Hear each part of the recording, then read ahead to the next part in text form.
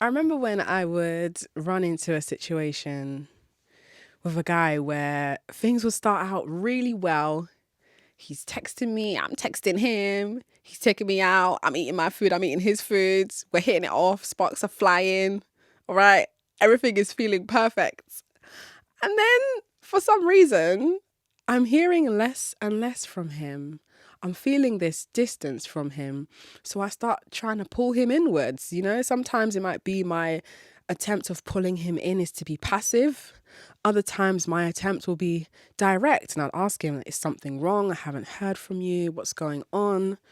And at some point, the conversation will reach a place where he's either disappeared or he's found ways to string words together to communicate to me that he's just not really feeling it. It could be that in one instance, maybe he's not completely done with his ex-girlfriend, or in another instance, it could be that he's just busy.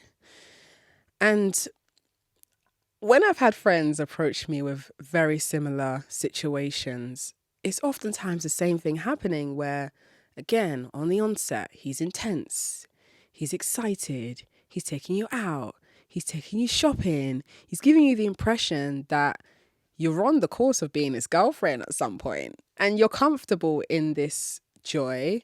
You're feeling very nurtured. You're feeling sexy and sexual. You're having sex with him because he's doing the things you want. And then once he starts to pull away, you just start to feel hurt and rejected and you become paranoid. And, the answer that a lot of people don't like to hear, including me when I've had to tell myself this, is that he's not busy. You just made yourself too available too soon. And I know someone's going to be like, no, but what if he actually is busy? Okay, let's deal with this one for now. What if he's actually busy? Well, if he's actually busy, there will at some point be a moment where he will say to you, hey, my love, mi amor, whatever nickname he has for you, I'm so sorry that I've been so distant. Here's what I've been doing. Can I see you on day X? Oh, I'm thinking of you. I've sent you something. Just there will be some sort of interaction. There'll be some sort of communication. If you're hearing nothing for stretches of time, then you know what? I think it's best to just assume. I don't think this is assuming the worst because this is realistic, but just assume maybe he's talking to other people, and that's not even the worst thing that can possibly happen. It's not. And the reason I say that is because if he's an attractive man, don't kid yourself. He might be entertaining other people's attention. Or it could be that you have been so on him that he feels repelled. And this is something a lot of people don't really like to hear because it makes you feel like you are acting desperate. But desperation isn't just begging. I think sometimes desperation is being way, way, way too available, too frequently, too often, too intensely, in a way where in the beginning it's nice because the bond is happening and things are moving fast.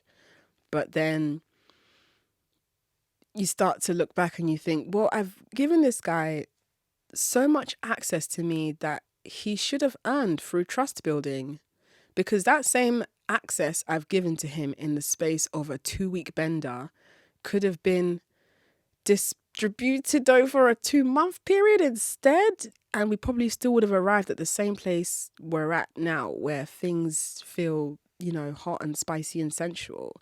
But the outcome is different this time round because at this 2-month mark where I've given him time to earn my trust, and I've also, built trust with him as an individual who also wants to know if he can trust me, there's been enough room for him to see that I am a woman who lives a life of her own and isn't just making myself available for his own attention.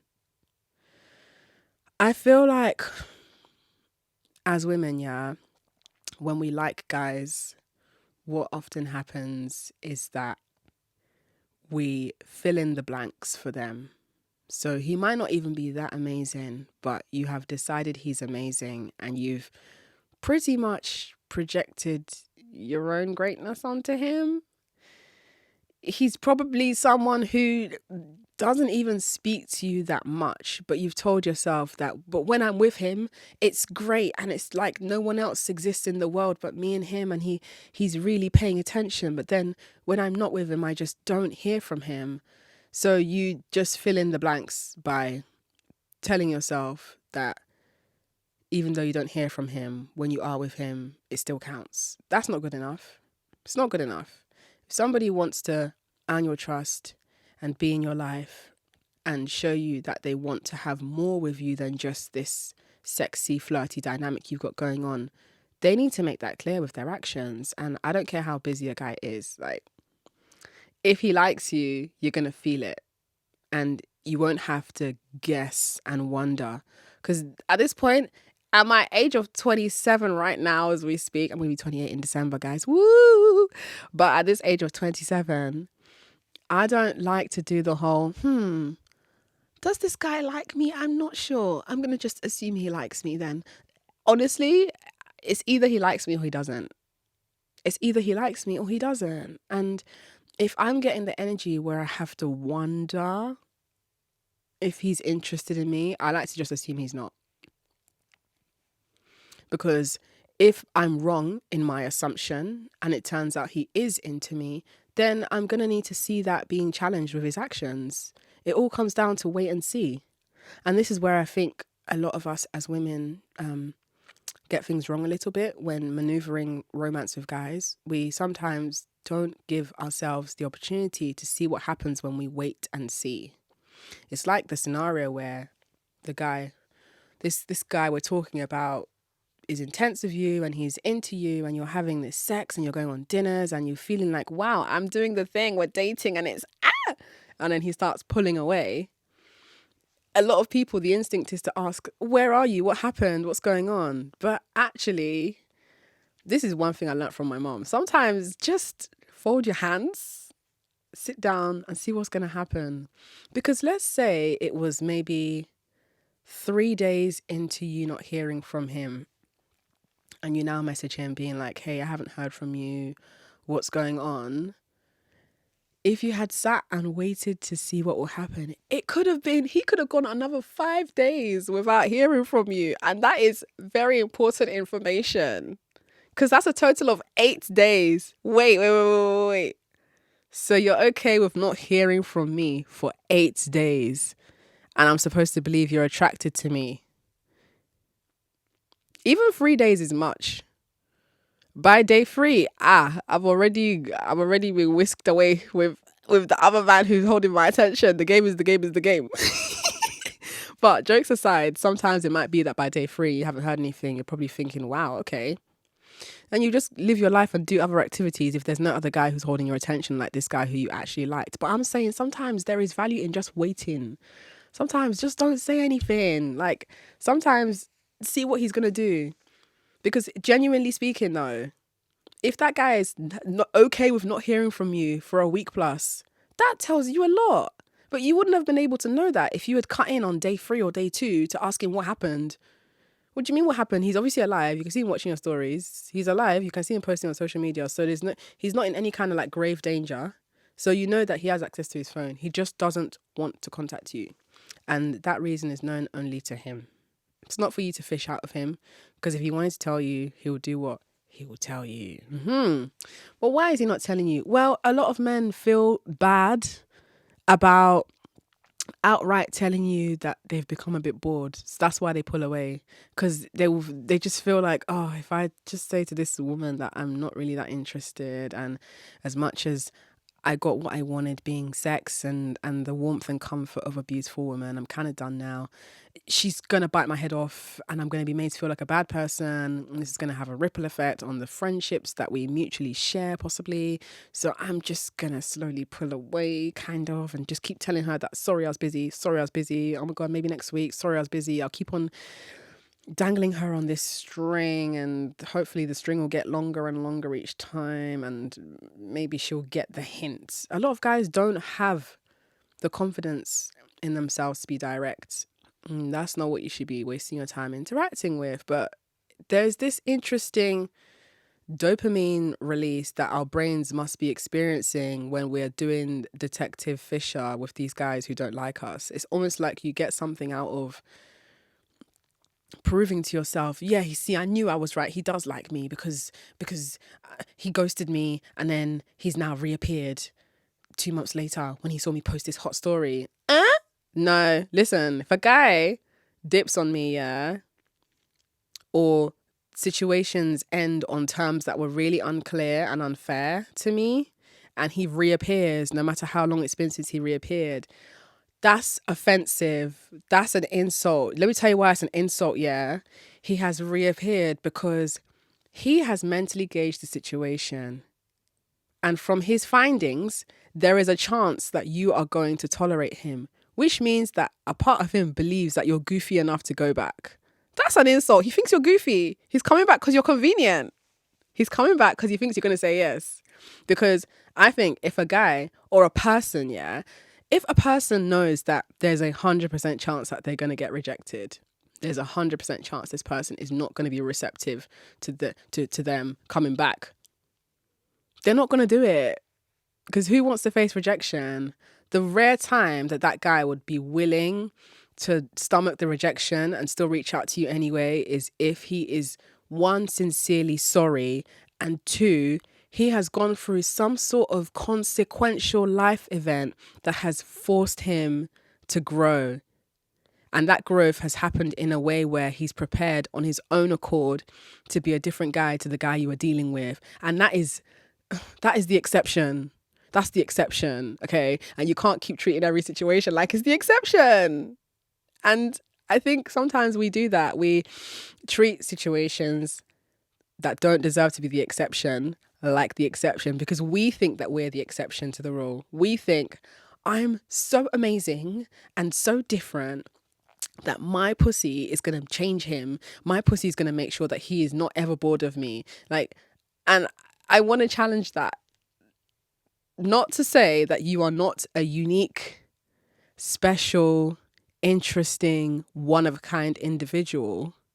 It's to say that as long as the guy doesn't perceive you in that way, he's not going to treat you in that way. And unfortunately, sometimes the way for these guys to perceive you accurately as the unique, one-of-a-kind, spectacular individual that you are is to behave different to how everybody else would have behaved in his life. And that often means choosing the high road for yourself, choosing to not be running around after him because you're busy running around after your own life, choosing to not beg him for attention when you feel like it's dropping.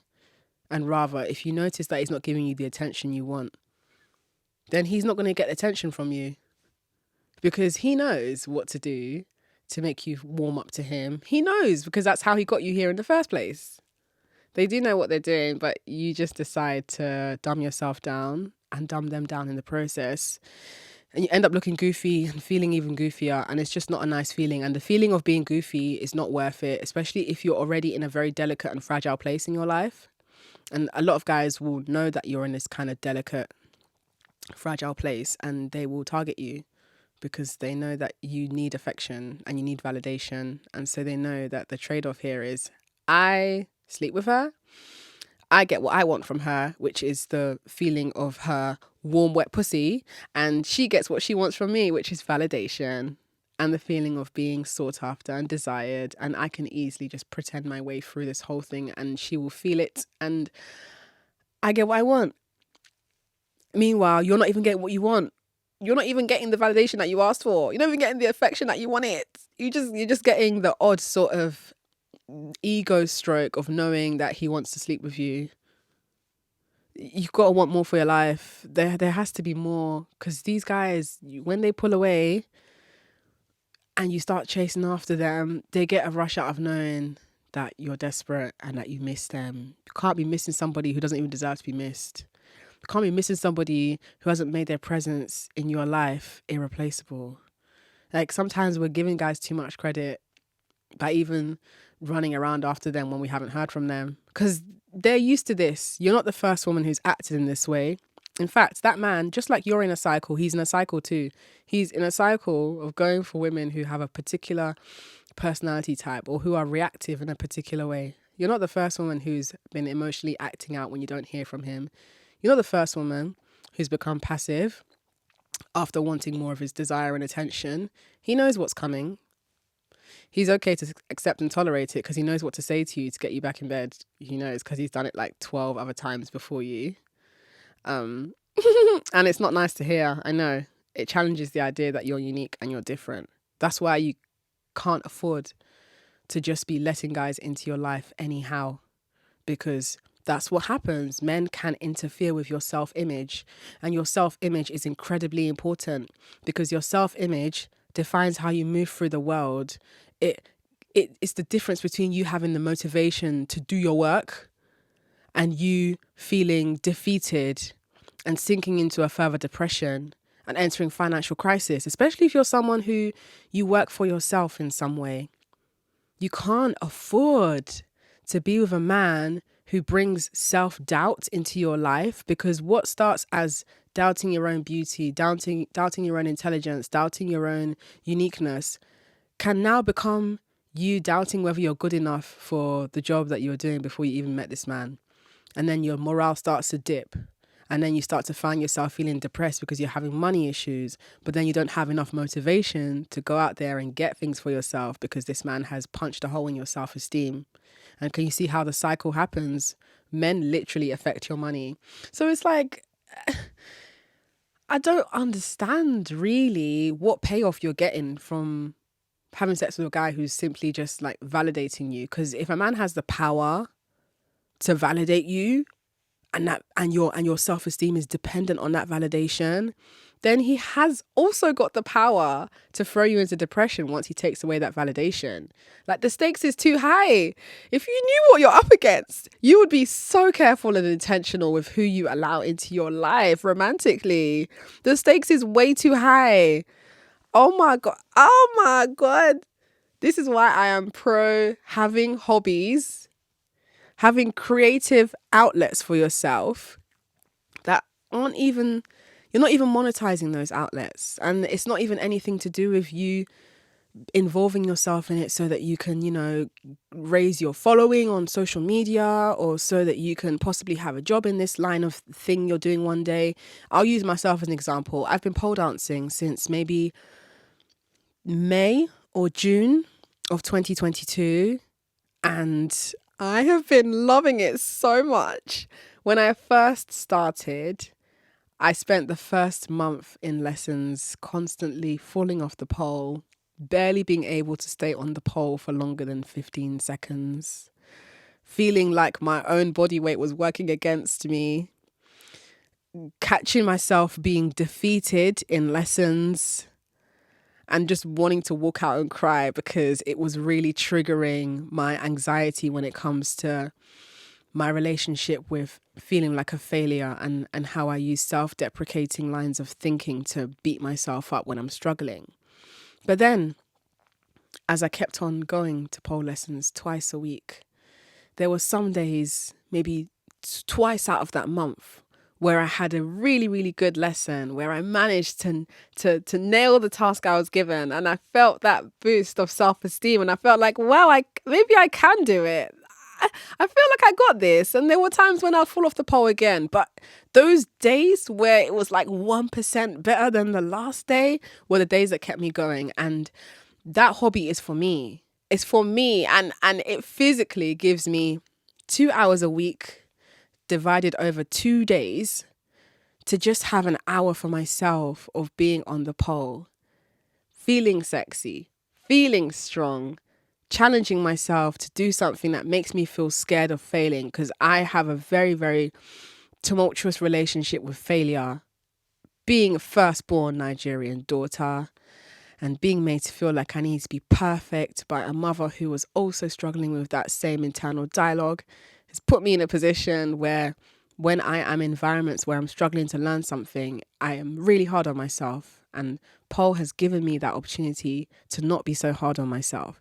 It's also given me the opportunity to have things to look forward to in the week. And off the back of that, it has given me room to have a hobby, a thing to do. So I'm not just at home, idle, waiting for this guy to text me back. Also, might I add, I'm not saying that you need to do pole dancing to feel sexy, but I am saying that it does make guys quite curious and it does make guys want to talk to you. But when you're in a place where you are so fluid in your power and you're so comfortable in your flow, you don't necessarily get that swooned by a guy being interested in you pole dancing, because I mean, there's a reason why being a sexy woman and pole dancing is one of the highest grossing industries in the world. Guys love it, but it's not about doing it because guys love it. It's about doing it because you love it, and it informs your own power as this woman who is just trying to use up every drop of sensuality in her body, because your sensuality isn't just for sex. It's also for feeling creative. It's also for feeling like your place in this world matters, because when you are in your creative flow, the world just looks different. It sounds different. It smells different. The air feels different because you're able to derive inspiration from everything. And so when you're in this flow of feeling upbeat and positive, you're likely to attract a lot of guys, because some of them, unfortunately, are vampires who are wanting to just suck you of your energy. But some of them are just really intrigued by how free-spirited you are, and they're drawn to it because they can see that there's confidence there, and who isn't attracted to confidence?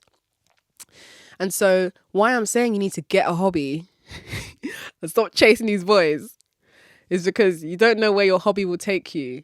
Your hobby could be the thing that keeps you going when this guy starts to ghost you, or if this guy starts to pull away and you start to question your own self-esteem. You'll be on that pole and you'll be thinking, you'll be ruminating, and you'll be finding your way, wading through all these thoughts, and you might have an aha moment while you're on that pole. I know it sounds so ridiculous, but it's kind of meditative. It's like why people go to the gym. I think that's why a lot of people say that gym is therapy for them, because when you're in that repetitive action of maybe lifting something or running on a treadmill, it's you and yourself. You're confronted with your inner voice and you're having that dialogue. It could be that while you're on that treadmill or while you're spinning on that pole, you're remembering things you said that hurt your feelings. And at some point in that internal dialogue, something just clicks somewhere. And in that moment, you realize, I don't need to talk to this guy ever again. I'm not doing this to myself. And if you weren't on that pole or if you weren't on that treadmill, you might not have had that opportunity because you were sat at home. You were sat at home in your feelings and you weren't doing something that stimulates your brain. You weren't doing something that gives you a sense of validation and self-worth and achievement outside of this man. Do you see where I'm going with this? Because we're all attracted to people who are doing their own thing. We're attracted to guys who have a life going for themselves, who have a zest for life, who just have this infectious vitality. It's so sexy. And the same applies to you as an individual. When you are living a life where you're living for yourself and you have people in your life who you love, you have friends, you have plans, you have things to look forward to. This man can pick up on that energy and he knows that he's not as significant. So if he decides to pull away, he's pulling away at his own risk. Because the one thing I want to say here, is if that guy really liked you, or if that man really, really loved you, he wouldn't put himself in a position to lose you. Because he knows that if he dips on you, or ghosts, or pulls away, he's presented an opportunity for another guy who might be interested in you to hold your attention. Especially if you're in a very vengeful mood. If you're in a place where you're upset from not hearing from him because you actually liked him, there's nothing to be ashamed of, because it really be like that sometimes, yeah? But if you're in a place where, wow, I haven't heard from this guy, I thought we was good, I thought things were going well, he really seemed like he was into me, and then another cute guy is entering your orbit and he's saying the things you like, he's behaving in a way that has you enticed. You're gonna give him some attention back. You're gonna say what? You're gonna say, "Well, go on. What's happening over here? Let me see quickly. What are you saying?" And before you know it, now that guy's got your attention. And then the guy who was trying to pull away, he will pick up on your lack of desperation and he's suddenly going to message you. And now you've got two guys. And now you're going to think, do I want to go with the guy who makes me feel like I need to poke and prod to get his attention, or do I want to go with a guy who is so self-directed in his adoration for me and he just seems really interested? You have choice. You have choice. And it's good to be in a position where you have choice. Or even if you're in a position where there is not really a guy that is talking to you, it's just that one guy that ghosted, but you're here with yourself. You have a hobby. In my case, I've got pole dancing. I got friends to link up with in the week. You have things to do.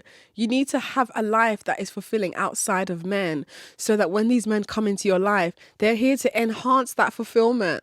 They're here to bring vitality and excitement. They can't be taken from you. They want to come take the little you have left in a world where you're already oppressed and made to feel like every day you leave the house could be the last day you leave should a man decide that's going to be the case. I absolutely do not think so. Not on my watch. Not on my invisible watch. I'm telling you, this is your only life, and you need to develop a life outside of men so that when these guys dip on you, because it's inevitable. Some guys do it because they're testing you, and I really hate that, but people are going to test. Some people, that's what they're used to doing. Some people will disappear maybe for a day, thinking that you're going to say something, and much to their surprise, you don't say anything. For some people, it turns them on more because they know that you're living your life. They're like, oh, she's got a life. She's got a life. I'm here for it. That's what I'm saying, man. It's all about not becoming scared if you don't hear from him. It's okay to be a little bit disappointed, like, oh, man, I thought he was good. But not taking that as, oh, maybe it was too good to be true and maybe I'm not good enough for him. Can't afford to think like that. You have to challenge those thoughts when they come, because those self-limiting beliefs leak into other areas of your life. And you don't want a situation where your morale has been so deeply impacted by men that you've lost the self-esteem to even put yourself forward for things that you know you're qualified for and that you're meant for and that you deserve. Because that's how you see a lot of women who you meet. They're like in their 50s or they're in their 60s, and they be telling you about how in their heyday they were with this guy and this particular guy they gave their whole 20s to, and he woke up one day 21 years into them being married, and he said that he's had enough, he doesn't want to be with her anymore. And you see how torn and impacted that woman is, and she's spending the rest of her life just healing from 20 years of being with a man who didn't want her. That can't be your destiny, but you get to make that decision of it not being your destiny from the moment when you find him pulling away. You got to tell yourself, is this what I would want to endure 2 years in? Because if I've just met this guy and this is him trying to impress me, this is him trying to bring me into his world by ignoring me, I'm not into that. Because that means once I become even more comfortable with him, I'm probably not going to be hearing from him. And I don't want that. I like to start as I mean to go on. I like a guy who is, he's busy, he's doing his thing. But when he messages me, the things he says are intentional, and it makes me think, I know he's thinking of me, and sometimes that's all you need. And when he's ready to make plans, he's going to make them plans, and it's going to be nice, and we're going to hang out, and we're going to be interwoven in each other's energy. And it's going to be like every time we spend time together, that bond is being built more and more. And when we're apart, he's going to be feeling my absence more and more. And it's going to make him think, wow, this woman is really different. Her life is exciting. She's doing her own thing. She has a vision for where she wants to be. And every day I see her going for it. And it makes me feel motivated and inspired to pursue my own vision as well. Oh, wow. Imagine what our lives would be like if me and this lovely, delectable woman were together and we were just both doing our own thing while doing our thing together. Like, that's the kind of internal narrative I want that guy to be having. I don't want him to be thinking, oh, this girl, why is she calling me? Oh man, like, can't she just see I'm busy? Like, she's called me 12 times today. Can she just get a life? God forbid. God forbid I rebuke that demonic spirit of being desperate for a man's attention. Ew. Not in this life. Never. I don't care if it means me being single all by ones for another 5 years, but I don't have to deal with a man making me feel like my self-worth is on this fluctuating scale. I would rather sit in those 5 years in my own glory, and I'll rather give those 5 years to myself. Because you find, I have a theory that people who are constantly in relationships, and I mean these people who like they're like my age group, like I'm talking like late 20s, yeah. And the longest that they've been single for in their whole life, it's probably been like a 2-month or 5-month window. And every other time outside of that window, they've been in some sort of relationship with a guy. It could be that they finished things that lasted 3 months with one guy, and then 2 weeks later they met another guy they really, really liked, and then now they're in like a 2-year bender with this new guy, and then things didn't work out. Then they spent like 2 months being single. Now they found another guy, and it's just, they're always with a guy. I'm not saying it's a bad thing. I'm not judging. Sometimes it be like that if that's where you are in your life right now. But what I am saying is that you are missing out on a huge chunk of your personality because you're always in a relationship with a guy. And I say that because who are you when you are not necessarily being loved by a man? Like, what does your life look like when you are loving on yourself, living for yourself, and diving into your community and receiving love from your community? Whether that's your aunties and uncles and friends and cousins and family, or just your pets. Like, what is your life like without a man's romance? Because if you're someone that's constantly in and out of relationships and the time you've spent being single is negligible, then there's probably a codependency that you might want to investigate in yourself. And I don't mean that to sound even accusatory or to sound like I'm wagging a finger at you being like, you need to stop touching these boys. What I'm saying is that in my case, I've been single for most of my life. The times that I've spent in relationships have been super negligible. Like at most maybe 3 months, 4 months. I've never been with a guy in a romantic like dynamic for a year or even 6 months. It's never happened. And someone might hear that and think, oh, you are really bad at relationships then, because why isn't it lasting? Or someone might think, okay, that's interesting. Things just end earlier. You just dip. And you know what? Every time it's ended and I've had time to just be by myself, so much life has happened. So much character building has happened. So much experience has come my way that has really allowed me to see myself in ways that men can never contribute to. And it means that I feel like I'm in this place where I'm so close to myself.